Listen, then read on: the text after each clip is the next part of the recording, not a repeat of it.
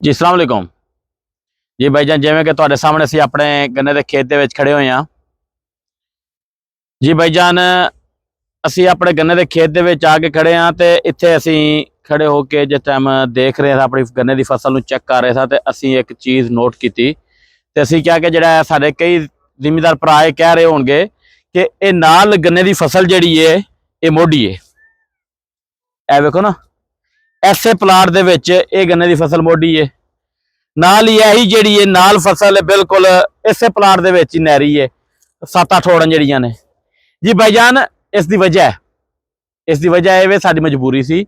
असीं इस नूं नवां करना सी। इसकी वजह भी तुहानूं दसना वा, इसका जिहड़ा फायदा भी तुहानूं दसना वा। अगर इस नूं असीं नवां ना करदे इसका नुकसान भी मैं अपने भरावां नूं दसना वा। जी भाईजान, सब तो पहले असीं तुहानूं भरावां नूं ये नुकसान इसदे दसांगे। जी भाईजान, ये जिहड़ा नुकसान इसदा ये वे कि इस रास्ते तो यानी कि साडे गन्ने दीयां ट्रालियां इत्थों गुजरदियां रहिंदियां ने लोड, जिहड़ा कि साडा 55 एकड़ गन्ना जिन्ना है सारा इस रास्ते दे विचों हो के जांदा है।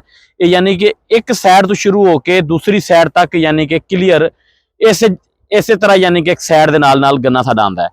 वो जिस टाइम गन्ना हुंदा है, गन्ने दी ट्रालियां दी लताड़ दे नाल जिहड़ा है वो यानी कि जमीन जम जाती है, जमीन बिल्कुल बह जाती है। जिवें यानी कि जमीन की उत्तों जिहड़ी तह हुंदी है वो जिवें कोई पलस्तर बंदा कर छड्डदा है, कंक्रीट कर छड्डदा है, इवें उसकी तह जम जाती है। अच्छा, उसकी तह जमण दे नाल जिहड़ा नुकसान है वो जिस टाइम असीं बाद विच अगर जमीन नूं तैयार करांगे या जिस टाइम 1-2 साल बाद या 2.5 साल 3 साल बाद असीं यानी कि जमीन अपनी पट्टांगे, उहनूं जिहड़ा तैयार करांगे, जिहड़ा उस जमीन दे जो गन्ना निकलेगा ते वो जिहड़ा गन्ना है वो सकत दे नाल नहीं निकलेगा कि जिहड़ी सकत दे नाल गन्ने नूं निकलना चाहिदा है। वो गन्ना जिहड़ा है एक ते कद नहीं करेगा, गन्ना एक कद ना करन दी वजह तो गन्ना विरला होवेगा।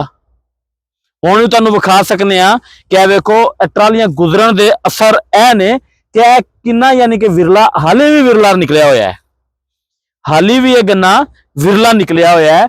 उसकी वजह यह वे कि इस तो लोड गन्ने दीयां ट्रालियां डेली बिला नागा यानी कि 4 ट्रालियां इस तो गुजरदियां सन, जिस दी वजह तो यह नुकसान है तो असीं बचण वास्ते इनू इवें जमीन नूं तैयार करके दोबारा कीता। इस दे हुण फायदे, इस दे फायदे असीं अपने भरावां नूं दसांगे कि जिहड़ा इस दे फायदे सानूं ये होने ने कि ये जिस टाइम जमीन जिस टाइम गन्ना खत्म हो चुका है, जमीन जिस टाइम असीं फारग हो गई है, असीं इस दे विच सब तो पहले डबल चीजल मार के, डबल चीजल मारन तो बाद रूटर मारिया, रूटर मार के इस दे विच असीं जमीन नूं सोहणे तरीके बना के यानी कि जिवें जमीन तैयार कर दी है, जमीन तैयार करके असीं इस दे उत्ते खेड़े कढ के इस दे उत्ते दोबारा मट्टियां पूरीਆਂ ने।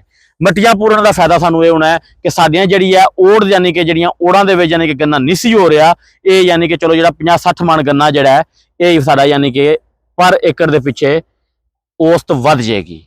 अच्छा, उस तो बाद दूसरा नंबर ये कि अगर असीं ये ना करते साडा नुकसान होना सी। असीं ये कीता है, इस दे सानूं फायदा ये होना है कि साडा एक तो औसत वधनी है, दूसरा साडी जमीन दी जिहड़ी तह नाल दी नाल खुल चुकी है।